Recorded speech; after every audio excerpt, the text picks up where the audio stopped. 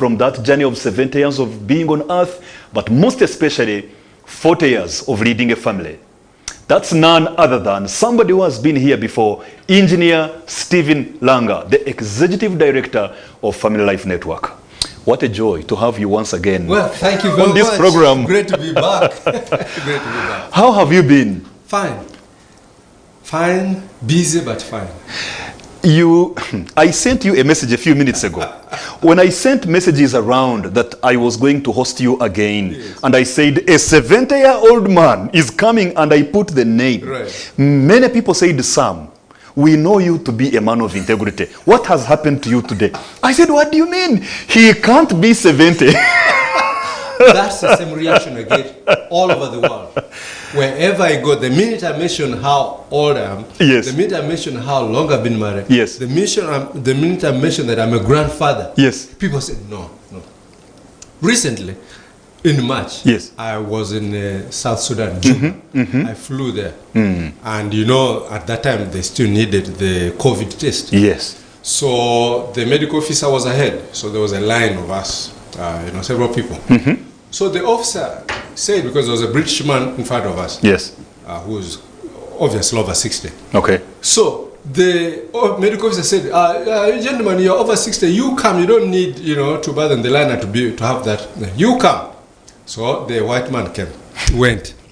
When I go to the guy, I told him, I'm over 60. He said, no, you are 45. March this year. Another time I was at the border, yes, in Malaba.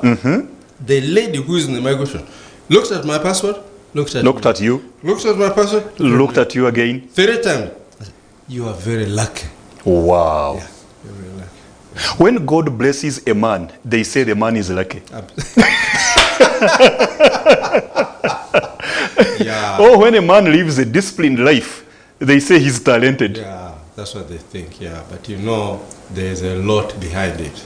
Absolutely. There is always the story behind the story. Yeah. Oh, yeah, there's a lot. And that's why we are here today on this program, right, about leading your family, right, for the last 40 years and living on earth for the last 70 plus years. Right. So I would like you to look into the camera, greet the people who are viewing, and also tell us about the family you've been leading for the last 40 years. Well, ladies and gentlemen, my name is Stephen Langa, first of all, and I have lived on this earth for 70 years, actually slightly more now with a couple of months. And I was a little boy when our country went into independence. We danced and we used to hear songs. Abazungu batusanga twefuganga twemalanga dalanga tuterede. I used to hear as children, Yes, we had those things. Yeah. I saw the fare from Tororo to Kampala was 8 shillings. 5 shillings from Tororo to Jinja, and 3 shillings from Jinja to Kampala. I saw that. And now from Jinja to Kampala is about 15, 20,000. Yeah. Okay. Yeah. Oh, yes. We saw, I was a little boy, I think secondary school, when Uganda had 8 million population.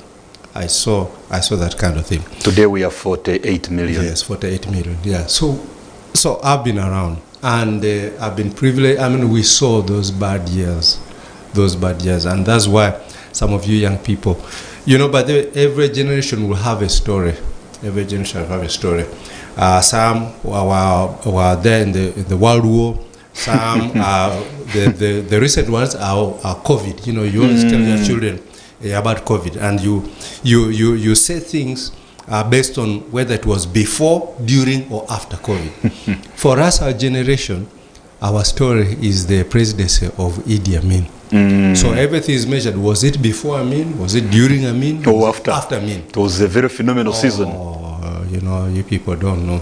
Yes, people don't know. And that's why, by the way, we have a whole generation now who have no idea what those days were. Oh, yes. Yes, people have been in this, in the NRM, and I tell you, you have no idea. You have no idea. The time we got married, because we got married in 1984, before we got married, because my wife and I were in, we courted long distance. She was in Boston University, and I did my electrical engineering in Nairobi University. So I finished before her. So she eventually, and we courted long distance for 5 years. So eventually she came in June 84, and we got married in August. She came on June the 6th. But around June 20 something, because I took a week off from my work in Nairobi. I took a week off because I'm from Tororo, but my wife is from Buganda here. So you know, in Buganda there's this the Senga, you know, the what? Yes. Say bye to this Senga, to this uncle, and so on.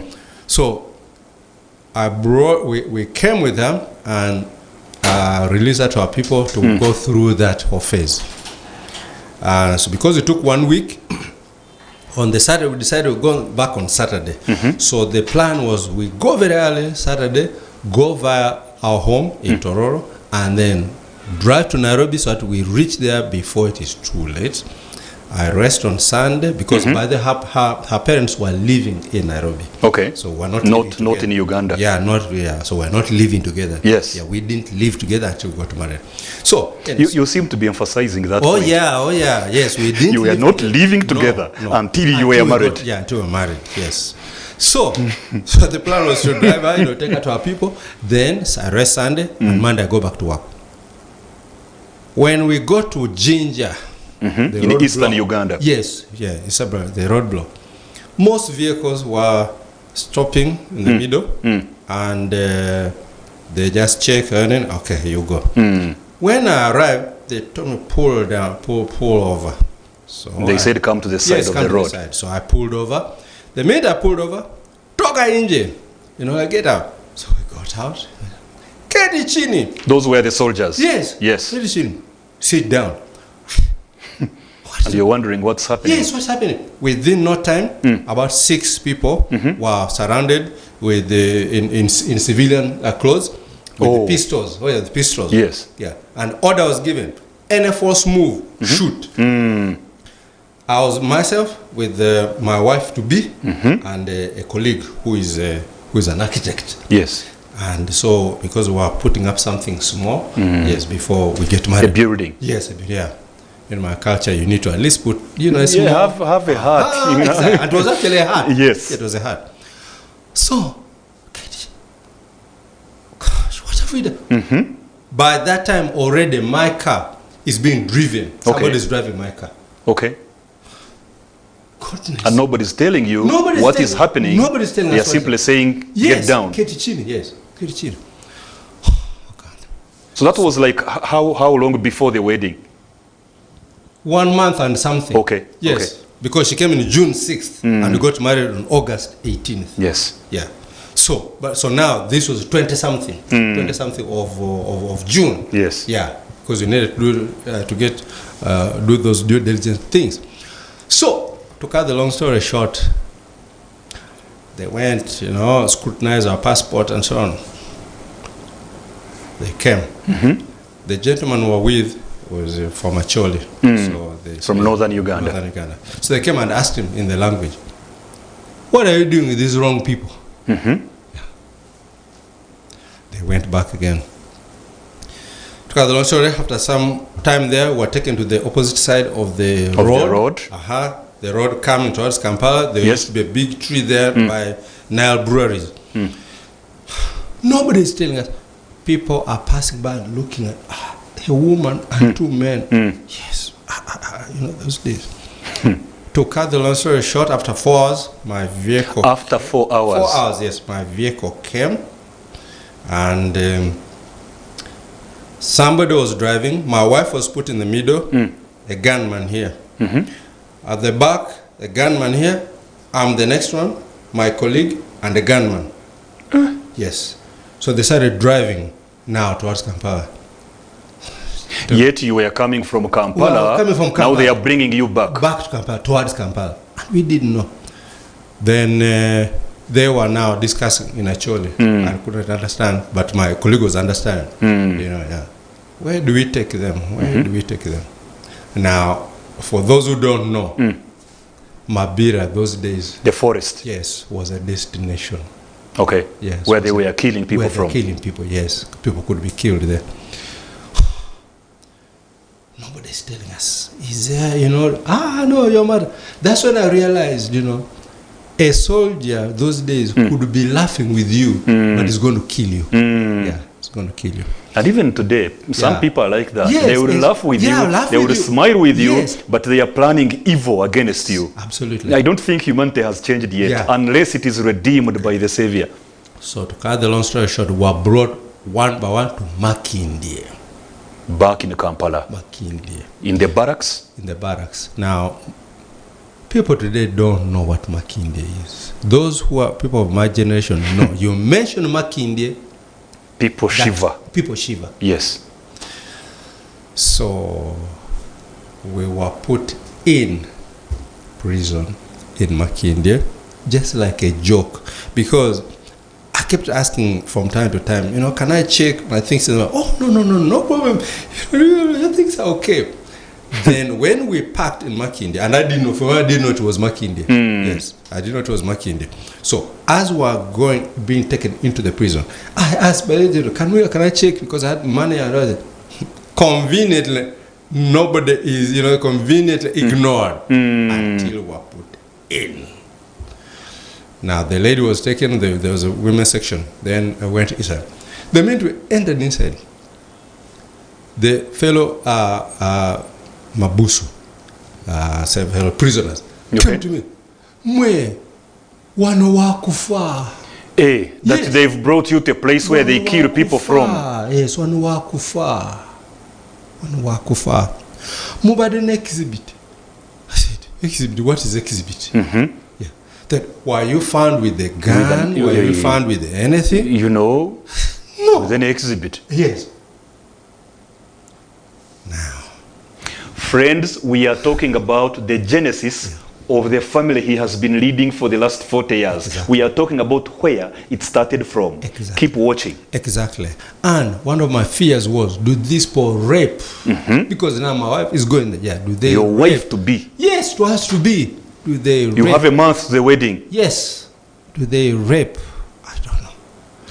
Then, now, when the guy told us that one wakufa, No water, no food, no nothing. Yes, one wakufa. So, as God would have it, there were some soldiers inside there. Now, those soldiers were there just for punishment, then they go out. They're not there for... But the civilians were there To be killed. Yeah. So, I heard a voice from the other side. Come in Uganda. Come this side. Come this side. I figured, who can tell me? I mean, we are all in this thing. Yeah. Who is who here? So I ignored. We ignored. Within no time, the gentleman came and pushed us and said, in Uganda, I'm telling you to come this way, and they're not coming. So that caused chaos. When it caused chaos, there were soldiers inside there, and they had their room only for soldiers. But as I said, soldiers just there for the punishment, maybe for a day or two, and you get out. So, nyinyi kitu gani. So we went, you kuja. So we went there. So they began to talk to us, Then I pretended I don't know Uganda. I pretended I don't know Uganda. So, me naongea Swahili. You say you speak Kiswahili. Yeah, Kiswahili, yeah. So, And you knew Kiswahili. yeah, of course. Because you were in Nairobi anyway. Yes. So, tunaongea Kiswahili. So, tell me, tell us what's the story. So, for me, I'm getting married. And so, we had come to handle these marriage things. And then, as I was going back, we were arrested in Ginger. He said, do you know why you're arrested? He said, no, we have no idea. Then they said, okay, then they came here, they brought us with my car, and then they went out. They told us to come in here. Yeah, to come in here. Then they said, what? Now, there's no window in that prison, but there's a ventilator. So every car that comes, the soldiers call a civilian, come, kneel down. So they kneel down, and then they step here and look at who is coming or what's going on outside. From the ventilator. So they had seen us coming. Then they said, was that your car? They were just stealing your car. That's when, my God.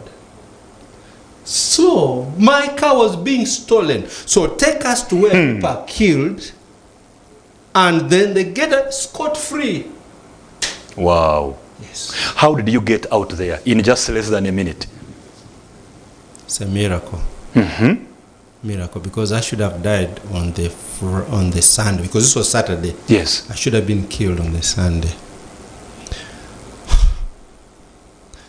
But because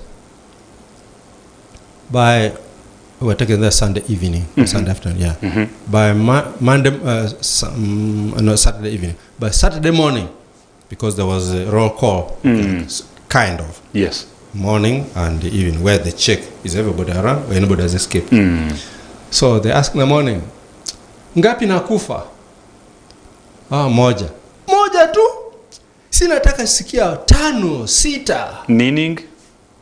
How many have died? 1. Yes, 1. Only 1? Yes, only 1. We want to see 5. We want to hear 5, 6. The man who died, I'd seen him the day before, a gentleman from Western Uganda, from his features. The next, a cold or something on pneumonia, down. By morning, finished. Yes, it's gone. So now, the way we got out, Monday morning, as I said, I should have been killed on Sunday. And the way I should have been killed was, I was invited by one soldier, Muhumuza. We were now being checked. And me and my colleague were a bit smart. Everybody is in rags. Rags. So we saw, hey, where? Yeah, kuja hapa. Yeah. So I went to the front. Now, there was he put on his plastic smile.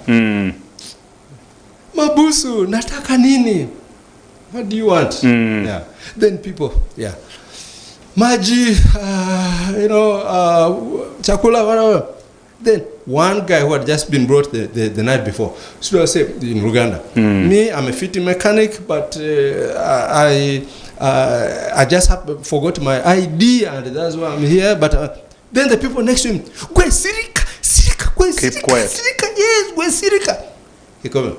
Then the man turned at once, mi naongea, na wewe naongea. Leo tutaona nani naongea. I'm talking, and you also talking. Today we shall see. So now, he called the guy forward.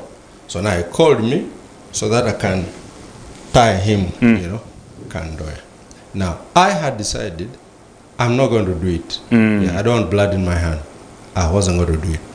So when he was now asking me to do it, he instantly changed his mind. The way the king changed in the days of Esther. The king was then instantly. Yes. Yeah. As I was preparing to say no, he instantly changed his mind. As called a soldier to come and do it. That's how I survived. Because those days you don't define. It was you they were about to kill. So now. So did you come out that day? Did you come out the following day? We came out on Wednesday. I am anxious to go to the wedding. All right. Yes, we'll come to the wedding, but you need to know what happened before that wedding, because this wedding was not to be. So Monday morning, they came. Who has not given a statement? So you put up your hand. Put up my hand. Not, yeah. So we're taken. My wife was also taken. So she was taken in first. Soon, they came. Who were arrested with this woman? I said, okay, wait. I said, an officer there. What is it?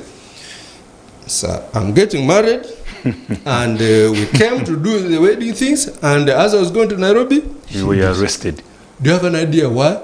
No, sir. So we were brought here, and then my car, they went to the car. You have a car? I said, yes, sir. So then he ordered, go and bring the soldiers who were here at that time. So the guy came, I found him. You come here.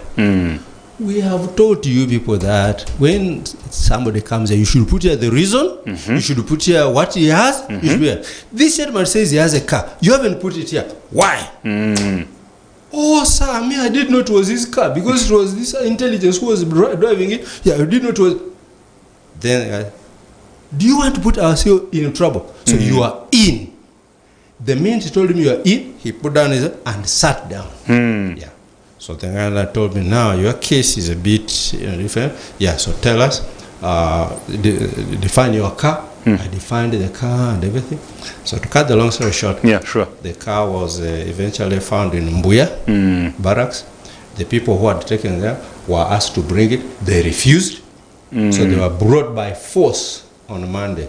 So that Monday night, we slept with them in the cell. Yes. The guys who took, you see, God now is turning things. Turning things around. Yes. Until Wednesday is when we were released. Wow. Yes. So you were there from for about 4 or 5 days almost.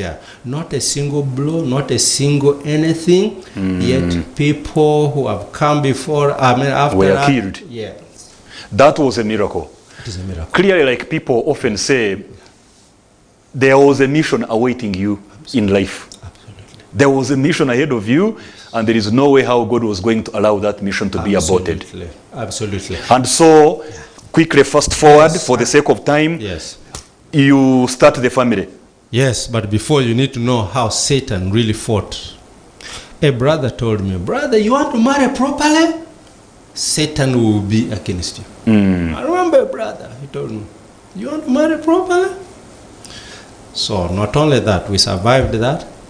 Before the wedding, I had a head-on collision.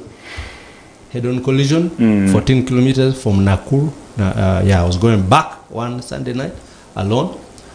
Not only that, on the final day, we came, the final week, we came back on a Saturday, and the following Saturday is a wedding. 1 week to go. 1 week to go. We came back, the vehicle, we had all our things, the wedding cake and everything. As we were coming to reach before Naivasha, the car began to have a problem. It became a problem. We got to the border late, and now we could not cross. Yes, could not cross the border. Yes, couldn't cross. Yeah, so we had to sleep there. Now, we are not yet married, so I didn't want to sleep with her in the same room. Yes, because I knew we had kept ourselves after that time. So let me put her in another cottage, and I also stay in another cottage. Yeah. Within no time, her cottage, there was another room with a connecting door. A drunkard on the other side is trying to break to enter her room. Something like that was battle after battle after battle after now, battle. This is just a week, yes. But we came, I checked her, and fortunately that was locked. So, okay, Hannah, you're safe. Yeah. But finally, final assault. Before we came, there was a gentleman a friend of mine, who asked me to give a friend of his money in Kenya. You see, there was no forex as it is these days. So a certain Ugandan businessman wanted Kenyan money, and he said he has money here in Uganda. So a friend who knows me and knows him came to me and said, this guy, I know him, I trust him. Yeah, if you have Kenyan money, you give him, he will give you. I told him, okay, I have, but I only have my wedding money. Yeah, I said, nah, if you trust me, no problem. He has the businessman, he has got money. I gave my reception money. Brother Stephen, no, time is rushing. We have to cut the story short and go direct and fast forward. You need to know. Let's get to the wedding. Now, before the wedding. Yeah, Thursday, because I see time is really... Yeah, but people need to know.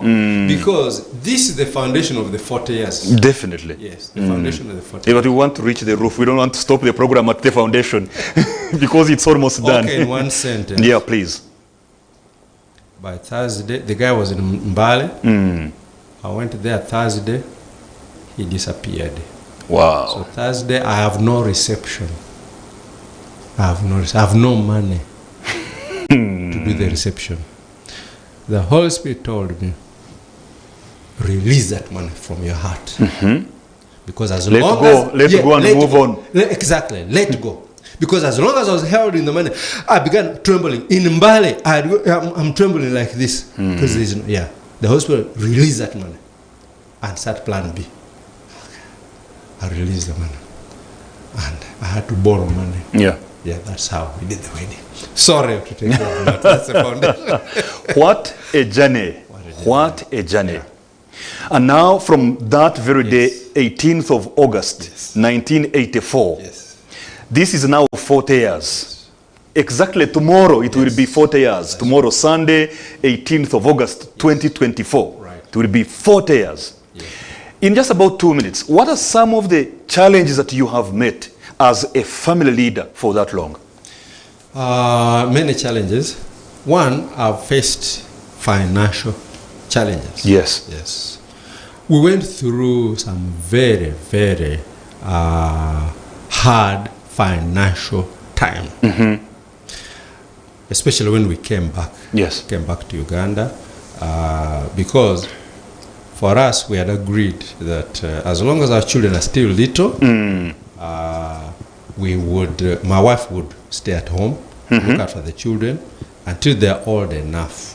And then, should begin to work. So somebody watching is about to throw a stone at you because of what you've just said. Oh, I can assure you. Really? I'm telling you. But we had decided. Because somebody who has just heard that you decided your wife will stay at home and to look after your children. A graduate a of stone. Boston University. If she had a way to throw it through this screen. A graduate of Boston University. Because for us, we took parenting as a very, very serious thing. Because parenting is a divine assignment, is a divine undertaking. Remember, the family or marriage is a divine thing. It is not a man-made thing. It is a God-made thing. It is you who made marriage. Of course. Yes. And it is who made the family. And therefore, since parenting is part of family, parenting is a divine thing. So you encountered the financial challenges as she was at home looking after the children. Exactly. That was one of the challenges. The other challenge we also faced is a pressure from people. Yes, pressure from relatives. About making it. Because for us, it took us 28 years to enter our own house. 28 years of marriage. Yes.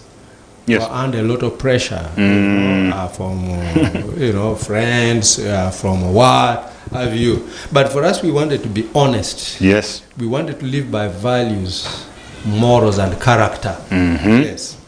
And we wanted to live honest lives. Where we are living within our means. Not stealing in order to build a big house and impress somebody.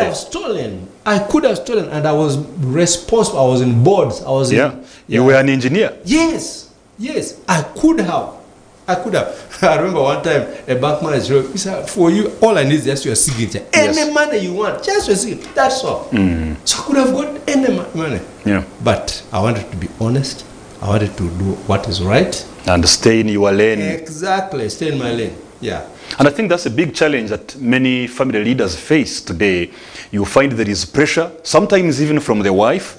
There is pressure from in-laws. There is pressure from some fellow men, friends. There is pressure from neighbors. There is pressure from your own brothers, and so on and so forth. But no one is looking at your own goals, your own aspirations. Absolutely. They don't want to let you be in your lane. Exactly. So you find that this family leader is being put under pressure to perform at a certain level that is totally outside his lane of purpose and calling. Absolutely. My younger brothers already had houses. My younger sisters already had houses.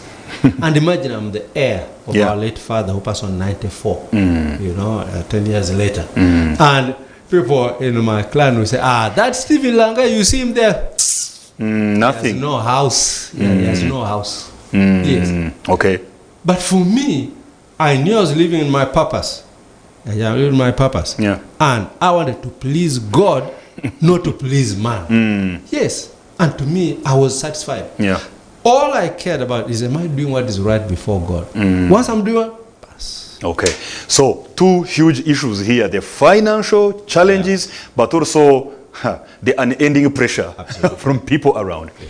And talking about pressure, for many men today, leading a family seems to be tougher than ever before. Yeah. When you go around and you hear what men are saying, it looks like leading a family is becoming tougher and tougher every passing day, every passing year. In your opinion, why do you think this is so? Are times changing? Is leading a family today different from leading a family 40, 30 years ago? What is happening? Many men are on tenterhooks leading families. Now, here's the issue. The principles of leading a family never change. Whether we're in modern times, whether in primitive times or whatever, they never change. The principles of leading a family, the principles of parenting, the principles of marriage always remain the same. The problem is this, that many people don't run their lives, first of all, and their marriages and their parenting on the right principles.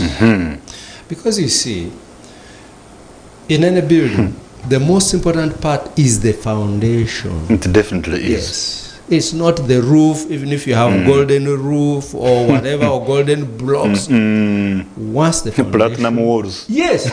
It doesn't matter. It is the foundation that matters. And for us, that was what we focused on, the foundation. You see, Jesus said there were two men. Yes. One was a foolish man. He built on sand. He built on sand. And the other was a wise man. He built on rock. On rock. Now, for a while, before the storms of life, both houses are standing. Yeah. And maybe the one on sand was even better. Looking better. Looking better. But it is when the storms came. They were put to the test. Thank you. The foundation was put to the test. Exactly. So, as long as everything is happening well, anybody, even those on fake foundation, will stand. But when now financial tsunami comes and it blows, then peer pressure comes and then opportunity to cheat and comes and it hits the foundation. Yes, and foundation. Then opportunity to sleep around comes and hits the foundation. Hits the foundation. Yes, it is only if the foundation was right that you will stand. So, are you therefore saying that for many men today, leading their families seems to be tougher, or is truly tougher, largely because most of them have built their families on a wrong foundation? Exactly. On a wrong foundation, on what others think, what others expect, and so on, rather than on what God says. And that's what I tell people. You see, you don't need to look for happiness. Don't look for this and for the other, prominence and so on. No. You look for channeling your life to true north. And what that means is that doing what is right before God. Full stop. Full stop. You are doing the right thing? Full stop. Because the happiness you are looking for, the prominence, and all those are bonuses. Those are bonuses. Things that come, those are bonuses of a life that is based on true north. Seek ye first the kingdom. Seek ye first. Full stop. Once you're seeking the kingdom and you're doing what is right before God, okay, on this matter, you're doing what is right. I'm telling you, let hell come. You will overtake it. Come rain, come sun. Yes, you will come. That's a big thing to think about, really. It's a big reflection. The really foundation. Big. That is the most one. I mean, last year, people asking, they asked us, my wife and I, you people, tell us one thing, what has kept you together for 39 years. Yes. One, not two, just one thing. Yes. And we answered independently. We all said the same thing. Our personal relationship with Jesus Christ. I hear you. Yes. Full stop. Full stop. And you see, when the foundation is shaky and weak, it doesn't matter which materials you use to put up the walls, to erect the roof, as long as there are cracks in the foundation, soon and very soon, Exactly.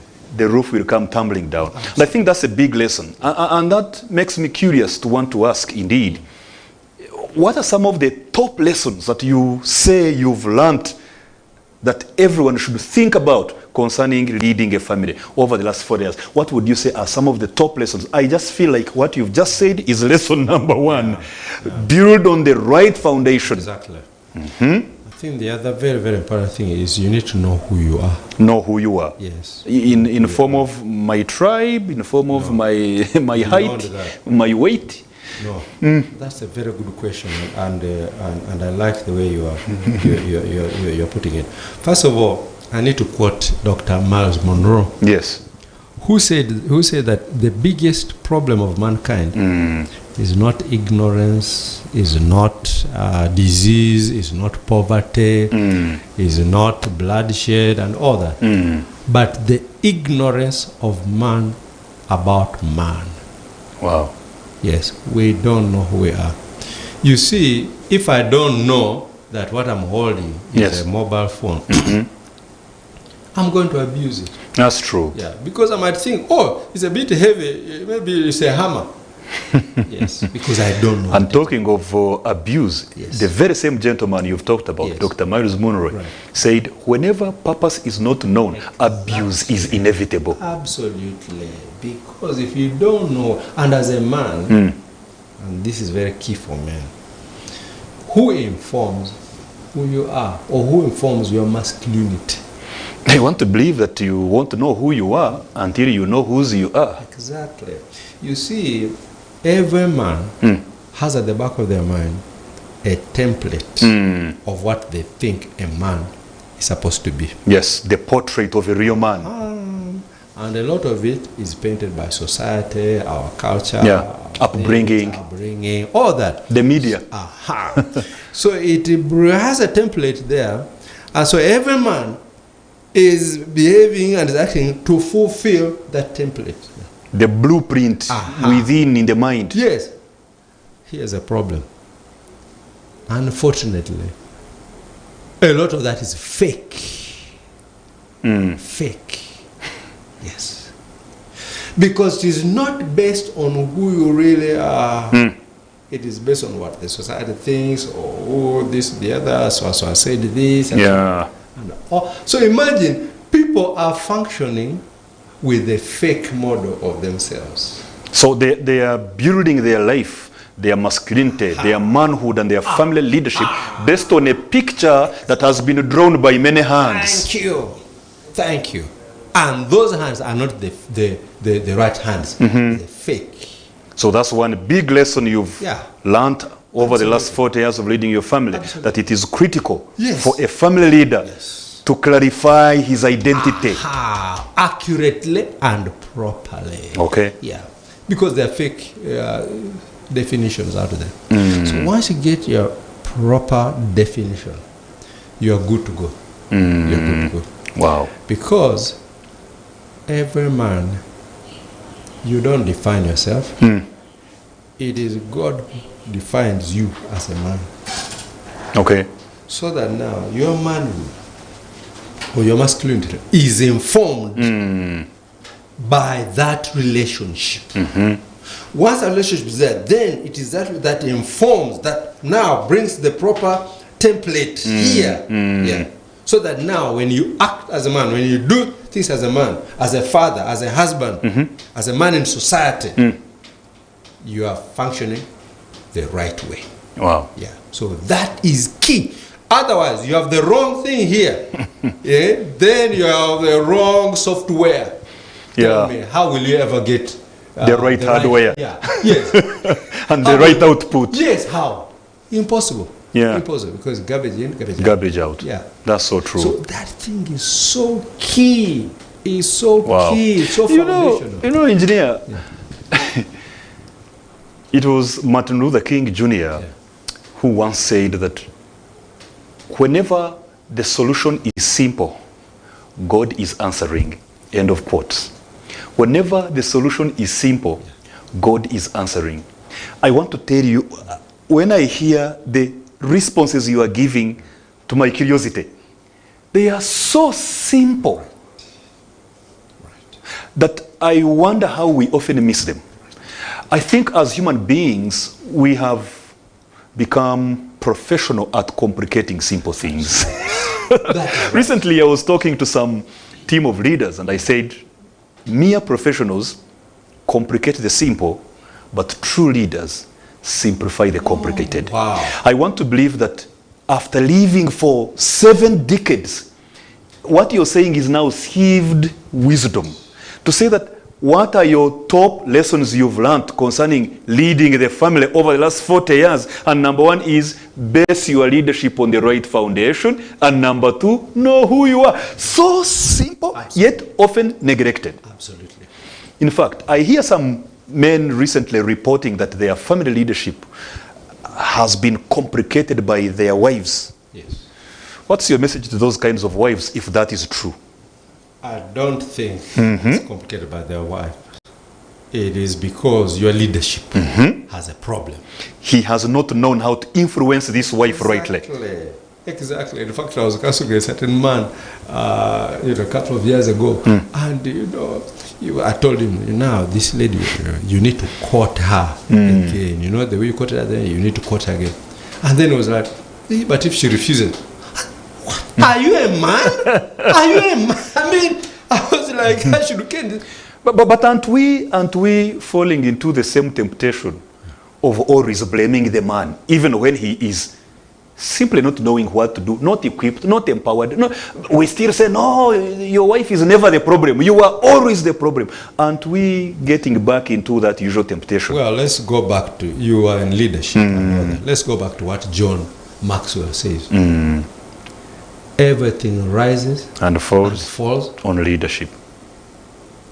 Period. Your wife is ABC, you claim your wife is ABC. Then you are pointing at her, but 3 fingers are pointing back at you. Yes. Are you therefore saying all the time that there is no moment when truly the man is doing the right things possible, but he has a problematic wife? You're saying it can't happen. The biggest... I think what I can say is that you can love your wife to submission. Love her to submission. Yes. You can love your wife to submission. Can she submit me into love? No. Okay, it has to begin with the man. Look, Christ is the head of the husband. Yes. And the husband is the head of the wife. So you can see clearly why were yet sinners? Christ. It was not us who went looking for Christ. Okay. Why were yet sinners? Christ came. Yes. So we, the husband, love your wife as Christ loved the church. So, and as you know, the church sometimes is rebellious against Christ. I know. So wife against husband still is possible. No, but yes. And how many times has Christ divorced her? He doesn't divorce her, but we see Christ in Revelations 2 telling the wife of the church, saying, I have this against you. You don't love me as at first. Even Christ is complaining about his bride, the wife. You see, the thing is, you do your part. Yes, you do your part. Because when you do your part, the wife will do her part. And the onus is on you, the man. You know, for me, you see, I don't want to, for me, I want to exonerate the women. Because women are made of such materials that when she is loved and when she is willing to, she automatically loves back. Okay. So this issue of, but supposing this, for me, I don't buy that. It could be that this man has not yet really known the real button to press. Yeah. And if a 70-year-old man who has been married for 40 years says it, I will not. Honestly, I will not push this any further. That's what I will tell you. Because you see, all these arguments that are coming these days, trying to say that, okay, of course I know that these days women have been, emancipated and so on and so forth. Yeah, and so, and also. And feminized. They've gone, they've also gone the extra or beyond where they should go. Yeah. So there's that problem. The militant side. There's that problem, which can also be dealt with and should be dealt with, and such women also need to be brought back to where they should be. Yeah. Okay. So tomorrow, You celebrate Oh, yeah. 40 years of marriage. Yes. And you will be having a Thanksgiving service to thank God for the 40 years of marriage, but also 70 years of your life. That's right. Looking back to this whole journey, Yeah. in just about a minute, because I see we have about 2 minutes to end the program, just about a minute, what are you really thankful for? First of all, I'm thankful for God keeping us alive, first of all, and health. Then, for God really keeping us together in marriage. To me, it is a miracle. I don't take it for granted. Yeah, I see what's happening around. I'm so thankful to God for watching over us, for providing for us. We don't lack. 40 years. Yes, 40 years. We don't lack. We started ministry in 2002. Yeah. Yes. And you know what? Ever since we said yes, Those are 22 years ago. yeah, 22 years ago, we have not lacked. Yeah. Yes, we have not lacked. We Yeah. went through those hard years before, but now looking back, I realized there were years of preparing us. Yeah. For You were what being we- prepared. Exactly. Gold is never refined in the refrigerator. It's Absolutely. refined in the furnace Absolutely. where there is fire. Yes. Wow. And that's something that people need to know, that marriage is gold ore. Gold ore. Yeah. It's like a raw material. Exactly, raw material. And marriage refines it and, puts it under pressure and under fire to bring out. It's a character development institution. Exactly. As we bring this, heart-to-heart conversation to a close, as I said at the start, you still look so youthful, you still look so young and strong. So besides God's grace, which I want to believe must be, accounting for this, Yeah. what else have you practically done to stay vibrant as a man, as a family leader? I do exercise. Okay, And I've done it since I was a youth. okay. Yeah, since school days. I've not had a season where I've withdrawn from. Up now, even yesterday. Yes, yesterday I went in the morning. I Yes. went maybe 3 or 4 kilometers. Oh, wow. Oh yeah. Interesting. Oh, yeah. Oh yes. I Yeah. walk. Yeah. I walk. I used to run, but now I walk. Okay. Yes. And so with that, that has I been can your- walk. Yes. Yes. Physical Yeah, exercises. physical exercise. Wow. I can drive to Kabale, minister, and drive back. Those are about 750 kilometers. Yes. Yes. Wow. Yeah. That's interesting. Yeah. I would like you to kindly look into that camera and say your final words, last words on this program, especially to a young married man who started recently leading a family. Because he's now looking at her, 40 years, 40 years, wow. And for him, he's been married for 6 months, he's been married for 2 years, he's been married for 3 years, he has 1 son. Kindly direct your parting shots to that man concerning leading his family. I want to just encourage you, fellow men out there, that if you can focus on knowing who you are and then run your marriage, run your fatherhood on principles, battle-tested principles that are given in the Word of God, I can assure you, you will never fail. You will always win. Psalm 105 and 19, verse 105 says, "Thy word is a lamp unto my feet and a path a lamp to my path." You see, the world is full of darkness, and the methods of the world are actually dark, and they lead to a pitfall. Only when you follow God's way and when you follow God's principles on matters of marriage, matters of parenting, matters of being a husband, only then will you be sure to succeed. All right. Yeah, because I'll end with the Psalm 107, verse 20. He gave them his word and healed them and delivered them from death. It is the word of God which is quick, which is alive, which will help you, which will guide you as a man to lead you in the right path that will make you never fail as a husband, as a father, and as a person. Awesome. That's it. Nothing more, nothing less. Know who you are and build your family and your leadership on the Word of God. Right. It's time to live exemplarily, to love authentically, and to lead relationally. Until next time, Inspired Family Leader Program. Just one wife, that you need the leadership skills of a general. Yes. To lead an army of one woman. So we have to take a lot of pain, a lot of effort to teach children how to get along with one another.